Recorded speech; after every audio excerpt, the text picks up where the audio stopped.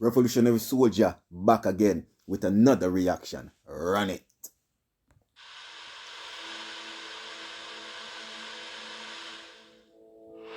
The beginning of the study of magnetism can be traced back to Egypt.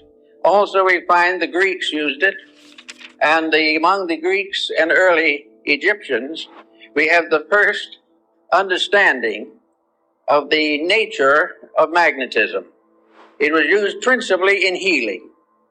It was well known to Pythagoras, who gave us considerable information on the subject, which was promptly forgotten by everybody else.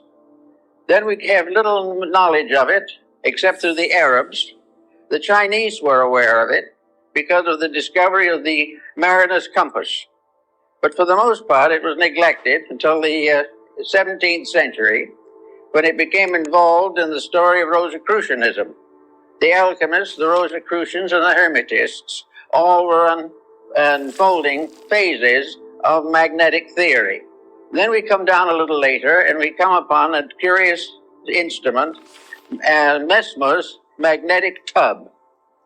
This was a kind of tank in which many people put their feet at the same time and held hands and created a battery out of the water in the tank. Incidentally, the magnetic theory is based upon a very simple fact, namely that what we call empty air is not empty at all.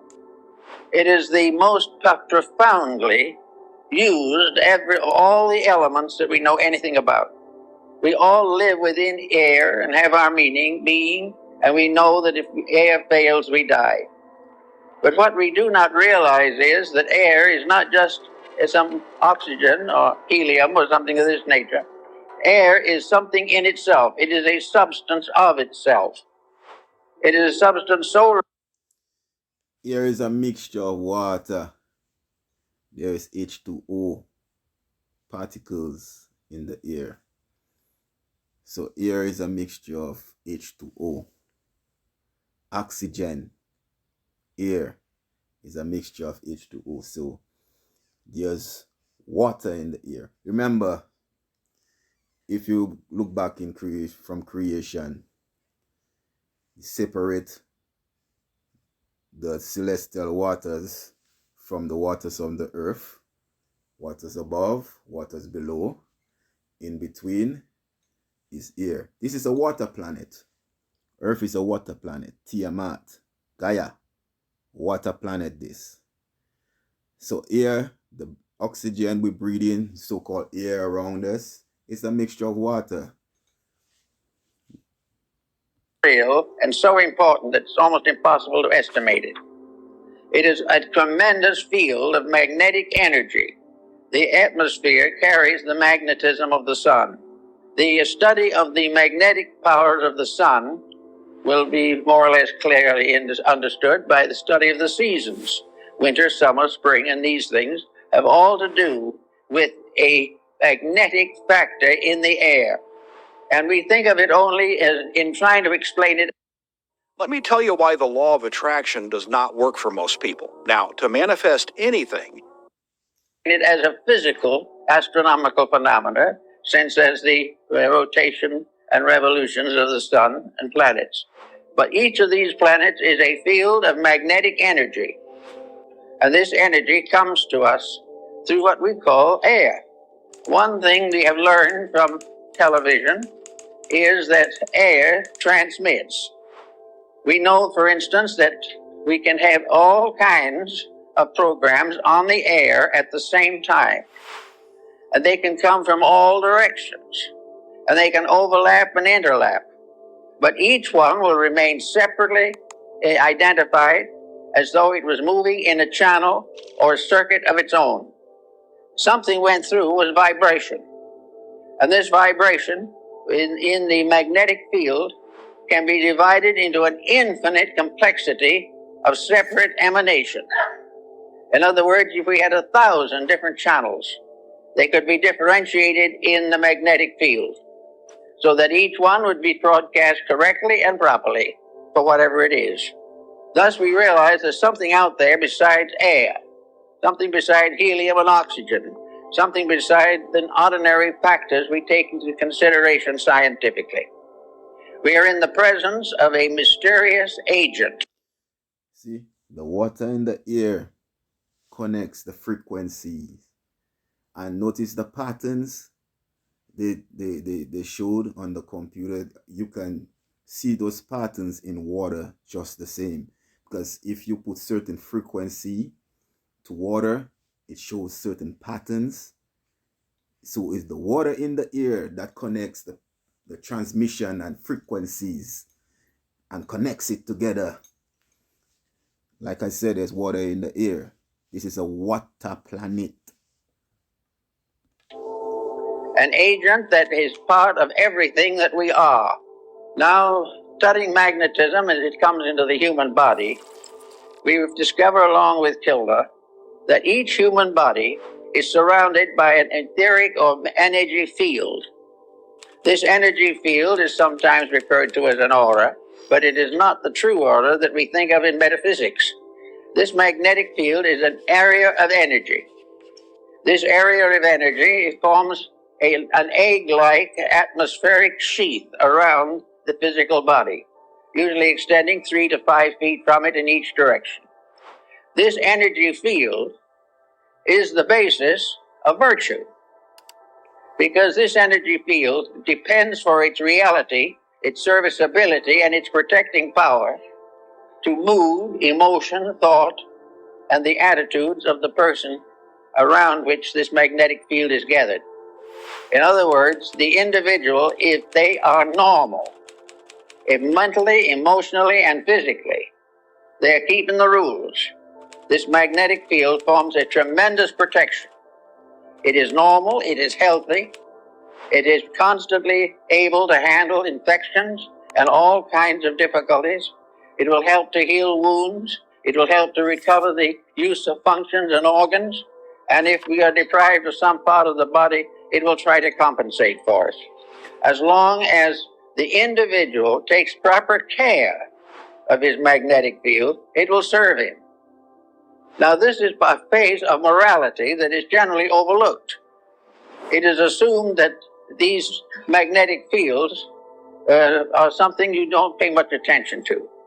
They're there, maybe they'll help a little. But the truth of the matter is that practically the whole survival of the individual depends upon maintaining the integrity of this flow of energy into the magnetic field.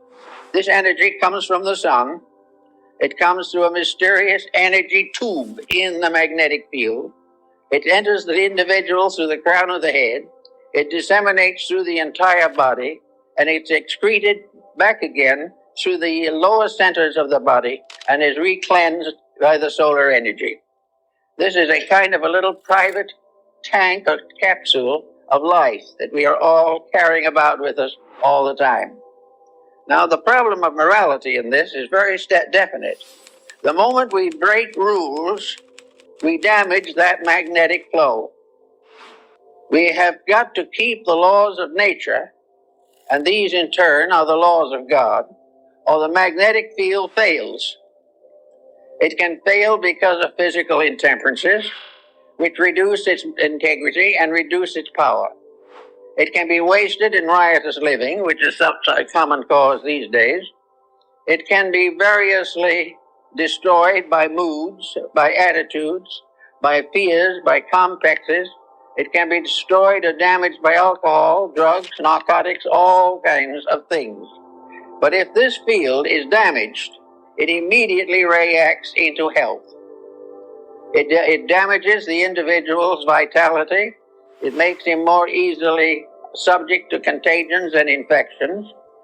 That's why some of us need to do spiritual cleansing, and not only spiritual cleansing, physical cleansing too, like fasting and detox and those type of methods there to keep your aura, your magnetic field that surrounds you strengthened, is strong, basically magnified and amplified, and to protect you. So there are certain herbs you can use. There are certain crystals you can use too to clean your aura. And it definitely shortens the life expectancy. Now we think of the magnetic field as surrounding the entire structure of the body, as Kilner shows in his work on the human atmosphere, and Babbitt also in his study of the atom. This, however, is only a phase of it. Each part of the body has a magnetic field.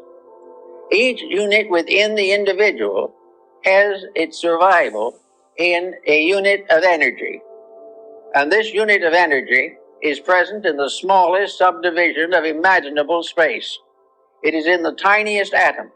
There is no such a thing as a dead particle in the universe. Even if it is killed by something, the very disintegrating process is a symbol of life energy. Therefore, we are confronted with the natural problem of realizing that virtue is to keep the law of the energy field. Now, the law of the energy field, just by coincidence, is also the law of integrity. The energy field is what establishes right and wrong. The energy field tells us that most people have no clue that in 2023, the best way to make money on Amazon is not with physical. To lose our disposition and temper fit is wrong. To use various negative, destructive attitudes is wrong. To compromise the principles of right living is wrong. To think badly, to feel unpleasantly, to be engaged in any action or concept which is contrary to the common good, then You know, even the earth has an energy field, a humming sound. You know, the monks from Tibet or Nepal, you will see them saying Om. Sound of the earth is like a humming sound, like Om. So even the earth has an energy field, just like us. The earth is alive. You should know that. It's nothing new.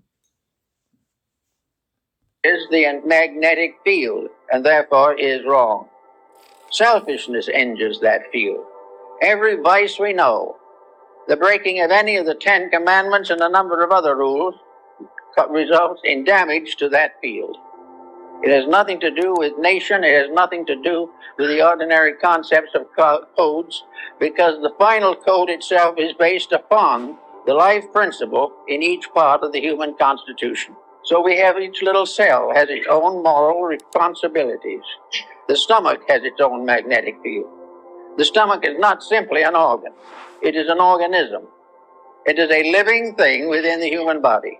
The same is true of the heart, the brain, the glandular structure, all the organs, the intestines, all the motor system, the nervous system, the endocrine system. These are all entities.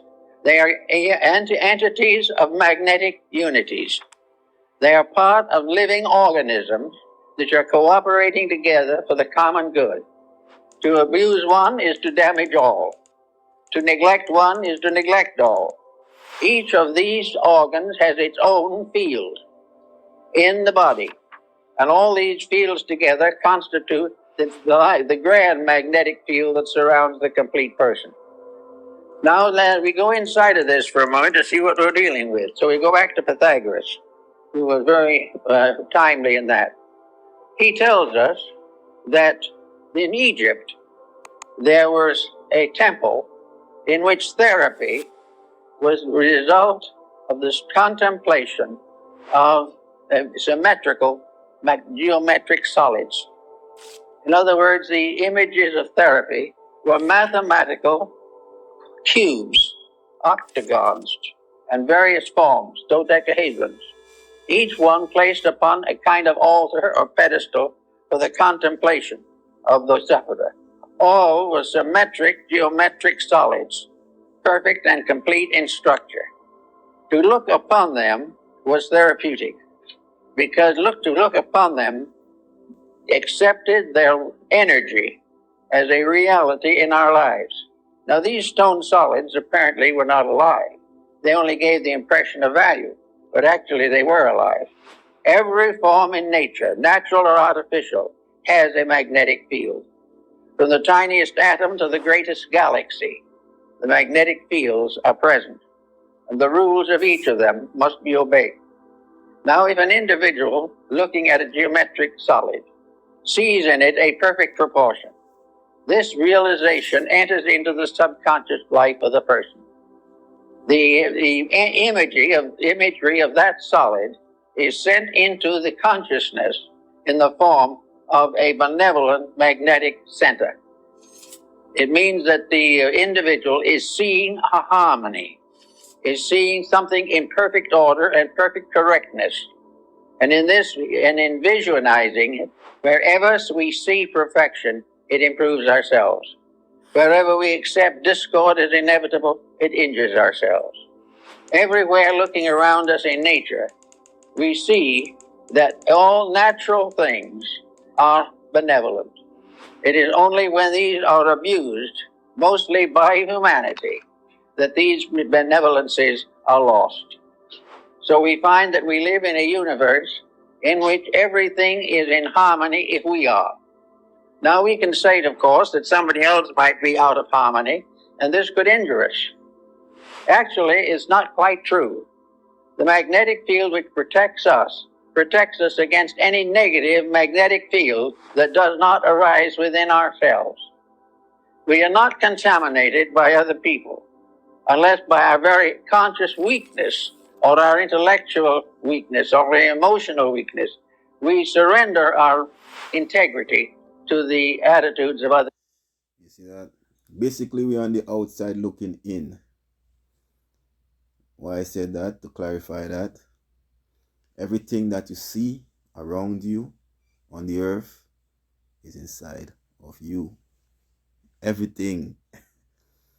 So when you look around, it's like you're looking inside of you.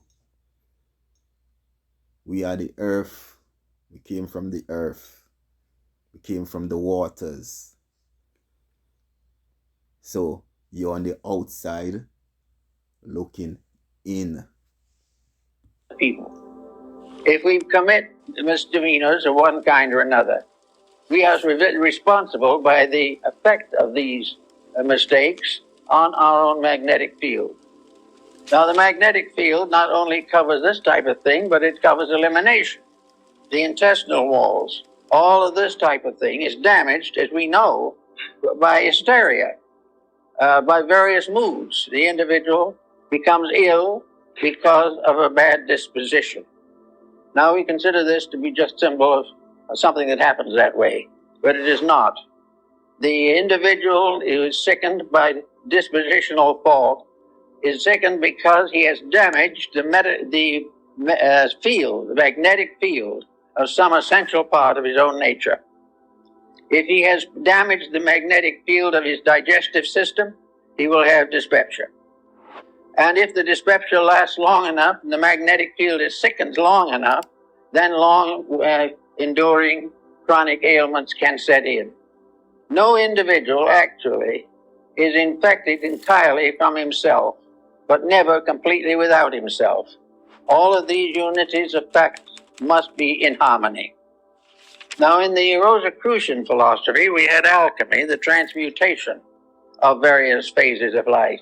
Alchemy was a transformation and a transmutation of energies. And these energies are essentially the same ones that we have in magnetism. We therefore have a constant realization that everything we do and everything that we see and have has values of its own. Now let us pick up a pebble from the beach, and we suddenly realize that we're in the presence of a little stone. Today there is quite an interest in little stones, all kinds of stones. We are interested in the crystals that form in rocks and all these types of things. But crystals are formed by magnetism. They are formed by a rate of vibration peculiar to a certain element. And that particular rate of vibration can evolve through the mineral, plant, vegetable, and animal. It is always present. There is a magnetic core on each kingdom, and each kingdom unfolds within this magnetic field. And within each of the composite fields, individual members of the fields with various degrees of growth, are variously individually conditioned. Everywhere, this process of keeping faith with integrity becomes the natural secret of security, survival, and world peace. Now, we can say that it would be very unlikely that, we'll say, a potato could have a magnetic field of its own, but it does. In fact, every cell within the potato has a magnetic field of its own. Therefore, we come into the problem of nutrition. And nutrition is very largely the study of the magnetic fields of various food products. It also tells us what happens when these food products are adulterated or are variously misused or poisonous elements are introduced into them. All this is part of a mystery that is solved in magnetism. We pass laws against these misuses, but we fail to realize that it is not just the physical factor that we have to work with. The physical factor is only a fragment of it. The main problem is to realize that behind all of these problems, whether of government or of religion or of philosophy, all these things are in trouble because of lack of integrity. And integrity is simply keeping the laws and rules of energy fields. Each field has its own integrities. All integrities in all fields are compatible.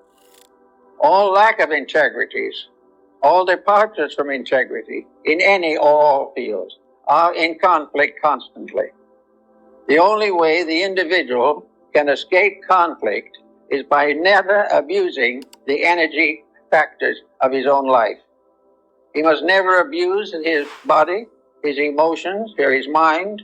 He must never permit himself to develop attitudes that are incompatible with the integrities which nature has bestowed.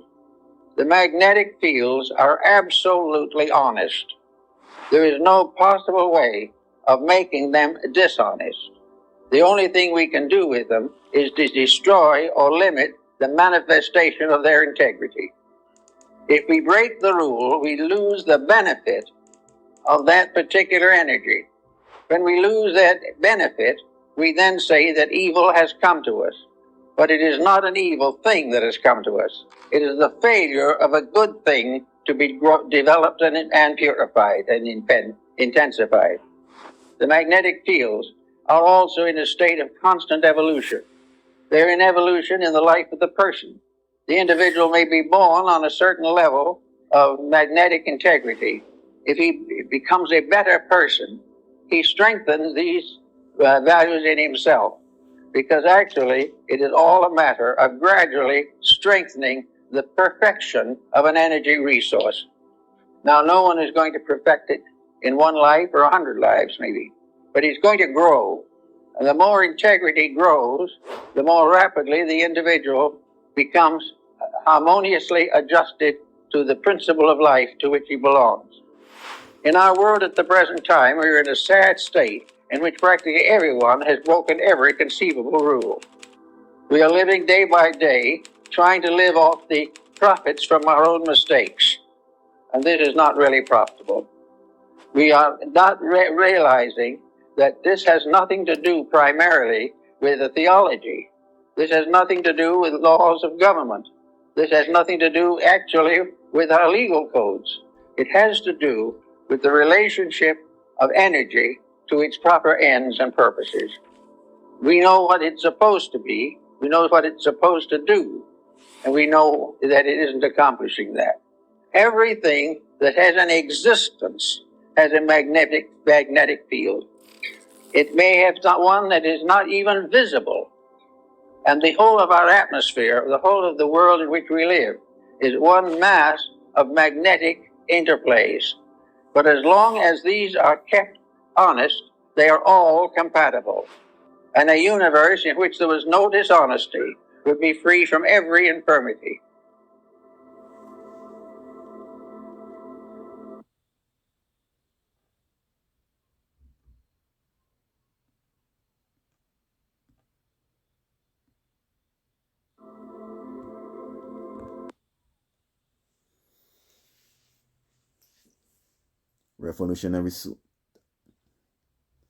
Revolutionary Soldier signing out. Like, subscribe, and share.